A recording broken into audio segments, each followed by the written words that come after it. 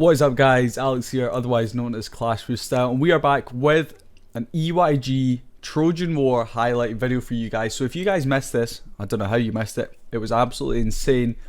I managed to get to 62 viewers live on stream while this Trojan War was going on, so it was absolutely crazy. Thank you to everyone who stopped by. But of course we have today the highlights, so we're going to go over and take a look at some of the different attacks from this war.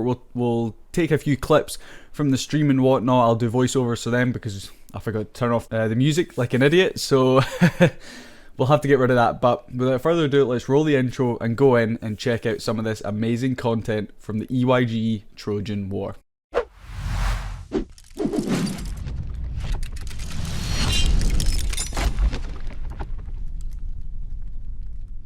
So you guys can see we did manage to pull off the victory, 80 stars to 66. We managed to get 80 stars in under 10 minutes. It was absolutely bonkers. It was absolutely crazy. I will now show you guys some clips from this as I was live streaming. Like I said, I will need to do a voiceover for this as we unfortunately left the music playing, so you know, don't want to get copyrighted. So let's go and take a look at that. So as we get underway here, you can see the clock ticking down to 3, 2, 1. We will start to see some live attacks flooding in here. It kicked off, everyone was going crazy. The stream was going absolutely mental. At this point, the other clan had 66 stars, which I believe is actually what they finish up on. They'd used 44 attacks to get there, but look at these attacks flooding in almost on every single base. We go in on base 23 and, well, you guys know the story. I end up with a 1 star on that, but you can see we skip through my attack. 53 stars on the board when I come back, and they just continue flooding on through up to 54 with only 5 minutes left. Of course, it was a 30v30, so 90 stars was the most possible we could get. We were already over halfway, and we were closing in on this other clan up to 60 stars. At this point, I jump out, 61, 64, and there it goes right there. We get past the other clan, so there was big hype. We knew this win was in the bag, but we just wanted to see how many stars we could pick up. 75, you can see flying these stars going up on the board super quick, up to 77, and we finish up there with the war ending at 80 stars. So you guys could see the absolute chaos that was going on there, but now it is time to jump in, take a look at a few of the replays that we've had. There was plenty of action going on here.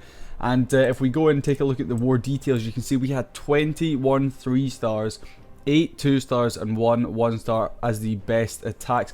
Just gonna name and shame myself here. If we go down, take a look, you can see 2 1 stars. Yep, it was a bit of a fail for me, but hey, that's not what we're going to focus on. What we're going to focus on is the 3 stars. So let's head all the way down to the bottom here. The only 1 star actually ended up being that base that I 1 starred right at the start, but we are going to be kicking this off with number 28 here, which is Toast, coming in here against a Town Hall 10 with an Electron Lalo. So a very strategic attack, but I loved watching this one from Toast. So actually going to bring in a Lava Hound first to tank for all of these defenses and that single target Inferno. It also draws the Clan Castle troops away, so very clever indeed. We're going to clone up all of these troops in here, and look at the value that we are able to get from all of these balloons and that Electro Dragon, completely wiping out all of this top right hand side of the base, getting some huge value from that. We weren't able to grab the queen, which was a little bit unfortunate, and Toast probably did want to get the queen because he will have to deal with that on the back end. But we're going to pull this E-Drag up to the top section of the base and get our heroes to try and deal with that nice and quickly. It is going to get a couple of shots off on our king, but that's not too much to worry about. He's got plenty of health, and we will be able to get that E-Drag down with it only getting 2 shots off. Queen is going to continue doing some work on the top section of the base here for us. And we now have our Lalo portion coming in. And to be honest, it is a little bit of a spam Lalo, but in this base it completely works. All the defenses are quite tightly packed together. And you can see we've got a 2 wave coming in here, the top coming in, and then we've got 1 from the left as well swinging in. Looks like both of our Lava Hounds have actually fallen. Oh, sorry, all 3 of our Lava Hounds have actually fallen. But we are able to continue pushing on through this base. Like I said though, we do have that pesky archer queen to deal with on the back end, which probably is going to cause us a few issues. But we do have a haste spell to try and get our loons away from that queen, and we also have our archer queen coming around from the top section of the base with her ability in hand. So these loons are going to finish off these final few defenses for us, even with the queen pretty much one-shotting them. You can see final defense is going to go down there. The haste spell's still up in the center there, but we have plenty of cleanup troops, minions, and like I said, that queen to finish off this one. She is going to pop her ability. Down goes the enemy queen, and this one is in the bag here to start off this one for EYG. And I saw Toast go right in at the start, so he was probably one of the first attackers to go in. So big shout out to Toast. Let's go and take a look now at some Town Hall 11. And I believe it's another Electron Lalo attack. So we have Russ coming in here, and I need to give a huge shout out to Russ. He came through with some donations. He also subbed in the live stream. So huge shout out to Russ. Let's take a look at his Electron Lalo on this Town Hall 11 base. So we're going to be starting off with a couple of giants just to tank for our heroes, to try and get as much value out of them as we can. Queen is going to deal with a few of these outside buildings before going in and taking care of one of these air defenses, which is perfect for us. King doing a great job at tanking that cannon as well. Queen going to step in now and deal with it. She should be able to get a decent bit of value here. Will not quite be able to range that multi-target Inferno, as it's just one tile too far away from her to catch, but hey, she's still getting some pretty good value, as well as is the king. God, that was some great English there. Baby Dragon's done some good work on this left hand side as well for us. Excuse me if my voice sounds a little bit raspy. That's because I streamed for about 3 hours 45 minutes last night as we had that Trojan War event. But I needed to get this recap done. I didn't want to miss out on any action. But you can see the Electron coming in here. We're going to clone up everything there. We've got a couple of E-Drags of our own, as well as the one from the Clan Castle.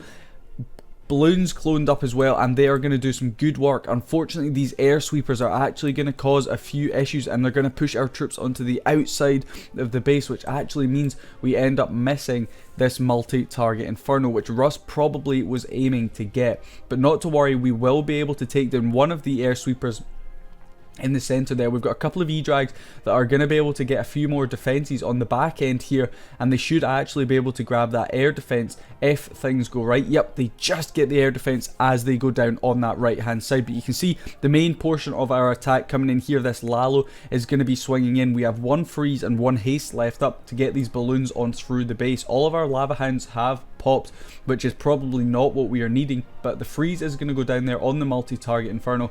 Haste spell is going to allow our balloons to get through. They actually go into the outside there to that archer tower, and they are on very low health, but they are still able to get the job done. God, I cannot even speak. You can tell it was a long night. But Russ providing us here with a very strong 3-star indeed. Let's move on and take a look at the next one, which we're heading back down to the ground to see a Queen Charge Miners attack. So we have Bryce V3 coming in here with, like I said, a Queen Charge Miner attack. And I've already watched this one, and I have to say they do an absolutely perfect job of funneling the Queen. And that's where I've gone wrong in so many of my attacks. My Queen just doesn't go the way I need her to. But you can see Bryce, actually going to be using a couple of Valkyries here at the start, which is interesting. Usually you would see something like a Baby Dragon or a couple of Wizards or something to funnel. But these Valkyries actually didn't get that much value. So I'm not too sure Bryce is thinking behind that. But it works for him. The funnel's created enough that he's able to do pretty good on this attack. You can see the Queen actually does pop her ability. The single target Inferno does lock onto her, but there's not too much to worry about here, as the Queen pops her ability and then she takes the single target Inferno, out pretty much straight away. It means that we can continue pushing onto the base. We just need to keep an eye on the Queen. We're going to poison up the enemy Clan Castle troops just to slow them down, rage up our Queen to try and get that E-Drag taken out. Yep, before it gets any shots off, which is perfect for us. We've got a minion on the Builder Hut over on this left hand side to make sure we don't time fail on that, and the Queen is going to continue pathing on through this base to try and get as much value as we can, clear out all of this right hand side of the base. We now have our siege barracks coming in to also funnel all of this right hand side of the base. We need to make sure when these miners come in, they all group together, and you can see they are now going to start to come in over onto this mortar. We have our warden coming in with this group as well, and they are going to push straight into this base. They are actually going to take a few eagle shots right in the face at the start of this, but the queen should be able to take down that eagle relatively soon with the help of a few miners that have split off from our main group. We have our hog riders now coming in from the top of this base, actually catching a giant bomb almost straight away, which is a little bit unfortunate. They will be able to take down a couple of defenses on the back end for us here. But our main priority is trying to keep these miners alive in the center of the base. You can see pretty much all of those max level hog riders have now fallen. We have one left up that's going to be crushed by that single target inferno, but we do have a heal spell left up. Quite a lot of these miners unfortunately have pushed onto the outside of the base, but they will all group together and swing around to finish up on this wizard tower and single target inferno here. You can see our queen is going to be an overpowered wall breaker, as always, going to be shooting down on a wall. The warden also doing his best to try and help these miners finish off this base. That single target inferno actually does lock onto our queen. She's going to be able to grab a few shots before falling. So it does mean our healers are going to be able to come over and help out a few of our miners here, but this one easily in the bag. We have so many miners left up at the end of this one. Bryce showing us just how strong miners can be at Town Hall 11. So let's now go and take a look at what have we got? A Town Hall 13 P.E.K.K.A. Yeti Smash. Let's go and take a look. So we have Southern G coming in against this quite peculiar looking base. It's very ring-esque style, and we've got, I guess it's that sort of donut base. Almost looks like an air hockey table or something in the middle, but it's obviously to try and make our troops go around the base and not into the middle. But Southern G going to be using a couple of earthquake spells, 4 earthquake spells to open up all of that center compartment, and then you can see that jump spell going to be coming in there to give our Yetis access right into this base. Now we do need to rely on these troops breaking through the walls. That's one thing that's a little bit iffy on this attack, I thought, from Southern G, but they do it really quickly. Those P.E.K.K.A.s completely destroy that wall, and we can now push into the base. Unfortunately, all of our P.E.K.K.A.s actually break away to this left hand side, and hardly anything ends up actually going into the middle. So at this point I was watching this and I thought, oh no, this is going to be trouble, this is going to be trouble. But luckily we have our blimp coming in on the back end. That's going to burst on the town hall, and that will clear out the town hall and also any other defences in that area. Those Yeti mites going to do a fantastic job. Looks like the enemy clan castle troops are still up actually on this left hand side. They've killed all of our P.E.K.K.A.s, which, to be honest, in a P.E.K.K.A. Yeti smash is not really what you need. All of our heroes have pushed up to this top section of the base, and how this one ended up as a triple is way beyond me. But you can see we have a Yeti, our queen, our warden, as well as our king up in the top section of this base here.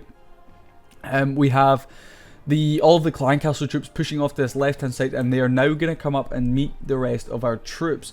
And to be honest, look at this. There's only really the heroes left up here, and the healers trying to keep them alive. The warden is going to be taken care of there by the single target inferno, so we lose another hero. We have our queen still up. She's going to pop her ability right there, and at this point things were starting to look up. Our king was doing good. We'd used our queen's ability. The single target inferno actually locks onto a healer before locking onto our queen. Our queen then miraculously walks away from the single target inferno. I mean, Queen's AI sometimes, it baffles me, but she walks away from that single target inferno. She's going to go around this map, and the cannon shooting on everything other than our heroes. The Barb King's ability got those other barbarians out, and that's going to tank for us a little bit, and we just need to hope here that the single target inferno locks onto some archers or some barbarians and not our heroes.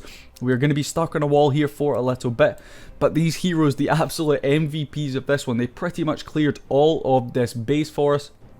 Incredible stuff for sure. Southern G showing us just how strong these max level heroes can be. So without further ado, let's go and take a look at some more Town Hall 13 content.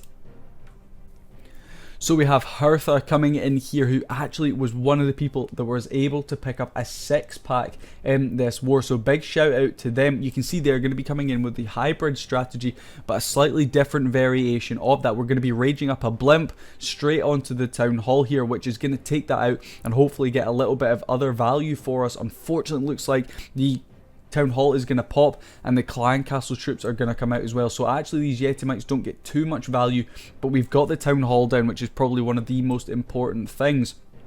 Completely missed there. We've started our queen charge down in the bottom section of this base. We're going to be freezing up that multi-target inferno, which allows our wall breakers to get in, and our queen can go and start dealing with some of them. We do have the enemy clan castle troops to deal with, as they are now walking over to our side of the map, this left hand side. Rage goes down very late on that queen. Luckily able to get that poison spell down, and the healers are just out of range of that ice golem. The E-Drag is actually going to shoot down on our healers and not our queen, which maybe ends up being a blessing in disguise. They've taken quite a lot of damage though, so we need to make sure that these eagle shots do not go down on our healers. Our queen has to pop her ability there, catching a giant bomb as well, but we are able to take down that enemy queen. The eagle is still activated, but we funneled enough that our miners and our hogs are going to push straight in to them. Warden's ability goes off there, keeping everything alive for as long as possible. Unfortunately, most of our troops going straight into the face of that tornado trap. We also have this royal champion that we have to deal with in the center. Our queen is going to fall there to a single target inferno on that left hand side, which means, like I said, in the hybrid attack, the healers can be so versatile. They are going to come over and actually start healing up our Grand Warden and our royal champion a little bit there for us. King has pushed onto the right hand side of this base, doing a great job cleaning out all of that.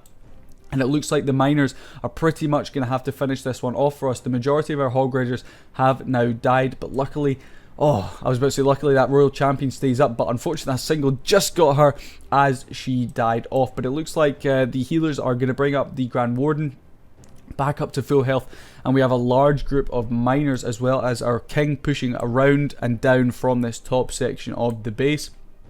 And Hertha is going to be able to pick up another triple here. Like I said, they were able to get a 6-pack in this war, so big shout out to them. We'll go over some of the other people that got a 6-pack at the end of the video, but you can see the clock ticks down and we are able to get the job done here. Another sensational 3-star for the EYG fam. So without further ado, let's go and take a look. I keep saying that, without further ado. Let's go and take a look at the last attack of this video, which I believe comes in from the one and only Master Show Nuff. And it does indeed. We have Show Nuff Savage coming in here with just pretty much a Yeti smash. We've got a few bowlers in the mix as well, but we're going to be starting off with our Grand Warden up at the top section of the base. A couple of Yetis going to start off just cleaning out some of these buildings on the right hand side, just starting that funnel for us. Warden's going to continue cleaning out some of them because we have to make sure our troops go the way we need them to. King is going to go in there and deal with the enemy royal champion. We don't want them doing too much work. We've actually lost one of our Yetis already, but we are able to create that funnel, which is perfect. The rest of our Yeti is going to push straight in over that jump spell, which is giving us access into that multi-target inferno and scattershot compartment. So we're going to get pretty good value right from the start here. We're also going to be using the siege barracks to push in with our main push and not to funnel our troops, which is interesting. A lot of the time you'll see used as the funnel, but here all of our troops are going to be pushing in. Our healers unfortunately hanging right back. We need them to push in and start doing some healing work for us, but we are able to gain access into all of these other compartments with the use of a jump spell. We have one jump spell which is going to go down, boom, there on the back end of this one.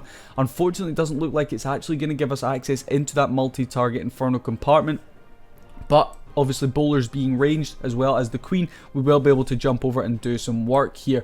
We have our max level hog riders coming out of the siege barracks now that are going to push around the top section of the base. So you can see this is basically a massive kill squad into some hog riders on the back end here. Royal champion is also going to go around with this group of hog riders to try and do as much work as she can. Healers are going to be stuck on our king there, who is also bashing on a wall. Warden decides, hey, I probably shouldn't stick with the king, I should go with the main push, which for a warden usually doesn't happen, but these hog riders are starting to take some serious damage. One giant bomb would probably spell disaster for them, but the royal champion going to be the MVP of this one. Boom, her ability goes off, taking out 4 defenses very, very easily. We have a bomb tower with the new AI changes, or the new DPS and stuff changes in the new balancing update. Gonna go off right there. Was not able to stop this one, and Show Enough is going to finish us off here with a very sexy triple indeed. So just as we finish this one off, you can hear, like I said at the start, my voice is a bit raspy. I had one hell of a stream last night. Thank you so much to everyone who stopped by, the EYG fam, those from Shide's Raid, those from Gaz Tomo's stream. You guys know who you are. Thank you so much for stopping by, for all the subs as well. It was just one hell of a stream. I had such a fun time. Even though I did get 2 1-stars, we're just going to push that aside and focus in on everyone else that managed to pick up those triples. And just before we finish off this video, I actually completely forgot, so I'm just going to stick it in here pre-editing or post-editing. We have a few 6-packs that we need to go over. Special mentions and thank yous to everyone who stopped by. Of course, thank you to Sir Moose. He is also going to be doing a recap. Check out his channel as well, Sir Moose on YouTube, if you haven't already. But we have Hertha coming through with a 6-pack. We have Always Wanna Fly coming through with a 6-pack. Marquee getting very close to a 6-pack. We have Southern G very close as well to a 6-pack. Show Enough 6-pack. Queen of Me 6-pack. Kaiser getting very close to a 6-pack. One Time Wonder, Name and Shame, no attacks from you. Siege Factory, Name and Shame, no attacks from you. We also had Martha coming close to that 6-pack. We had Bryce just with the 1 triple. We had me with the double 1-star, like I said at the start. And yeah, plenty of solid triples in this war. So that does bring us to the end of this video. Thank you so much for watching, guys. If you haven't already, go down there, hit that subscribe button. Also head over to my Twitch channel if you don't follow me already, twitch.tv/clashwithstyle. Like the video too, leave a comment, let me know your thoughts. Were you in this Trojan War? Did you watch it live? Or are you just watching the highlights reel now? Let me know in the comments. But thank you so much for watching, guys. I really do appreciate you all stopping by. And I will see you in the next video, whenever that might be. Peace.